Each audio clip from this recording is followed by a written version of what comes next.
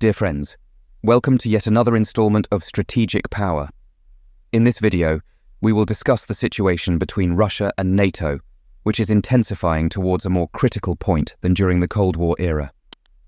Russia is demanding that Ukraine hand over the head of its security service, while Patriot missile systems will be positioned near the Russian border.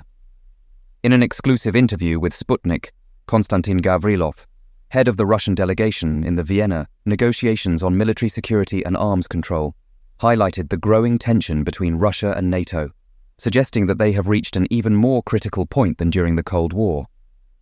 Gavrilov compared the current Western rhetoric towards Russia with the Cold War period, mentioning that NATO's statements at that time frequently warned of the threat of a major sudden attack by the Soviet Union.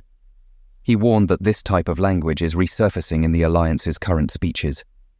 The diplomat also mentioned NATO's strategic concept, approved at the Madrid summit in 2022, which identifies Russia as a more significant and immediate threat. According to him, this change in the perception of European security, with an increasing focus on borders with Russia, is making relations between the parties more tense than ever. Gavrilov's interview comes just before the 75th anniversary of the signing of the North Atlantic Treaty in Washington, which will be commemorated on April 4th. Today, the Russian Foreign Ministry declared that it is demanding that Ukraine hand over all persons involved in the attacks that occurred in Russia, including the head of the Ukrainian security service. After mentioning a series of violent incidents in the country, Russia sent its demands to the Ukrainian authorities for the immediate arrest and extradition of all those responsible for the attacks against Russian territory.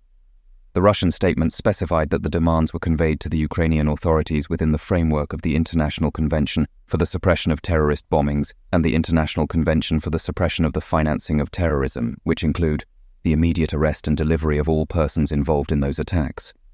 According to the Russian Foreign Ministry, one of the people to be handed over is the head of the security service of Ukraine, Vasil Maluk, who admitted on March 25th his participation in organizing the explosion of the Crimean Bridge and provided details about other attacks in Russia. Additionally, the ministry mentioned that recent evidence of the attacks on Krasno-Syrizhye also points to Ukraine. Last Friday, the Russian Investigative Committee claimed that the perpetrators planned to cross the border to receive a reward in Kyiv. Ukraine's security service responded to Russia's statement, calling the Russian ministry's statements about the handover of individuals useless and cynical, and noted that the Russian Foreign Ministry forgot that Putin is the subject of an international arrest warrant. The Netherlands is preparing to position the Patriot anti-aircraft missile systems near the border with Russia. This move, praised by Lithuania and seen as a crucial signal for allies on the eastern flank, was announced by the Ministries of Defence of both countries. The Netherlands will send these systems to Lithuania as part of a joint air defence exercise scheduled for mid-year. Lithuania's National Defence Minister, Arvydas Anušauskas, expressed his satisfaction with this decision, calling it excellent news for the country. He stressed that such exercises are aligned with NATO's rotational air defence model, approved at the alliance's Vilnius summit, and thanked Amsterdam's continued contribution to Baltic security, especially Lithuania's.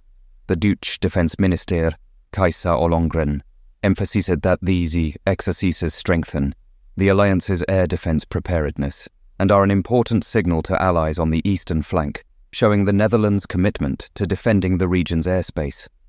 For the Dutch armed forces, these exercises are vital for reinforcing joint air defence on the eastern flank, allowing the training of the rapid transport and movement capability of air defence units within the deployment area.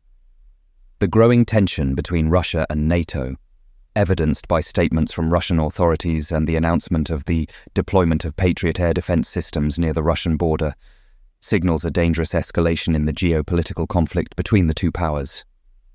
The rhetoric from both sides evokes memories of the Cold War, with Russia demanding the handover of Ukrainian individuals and NATO reinforcing its military presence on the eastern flank. This resurgence of hostilities raises the risks of direct confrontation, jeopardizing regional and global stability and security. Constructive dialogue and diplomatic efforts are crucial to reduce tensions and avoid a spiral of escalation that could have catastrophic consequences. If you liked the video, don't forget to leave your like and comment, as they are essential for the growth of the channel. Subscribe and turn on notifications to receive future updates.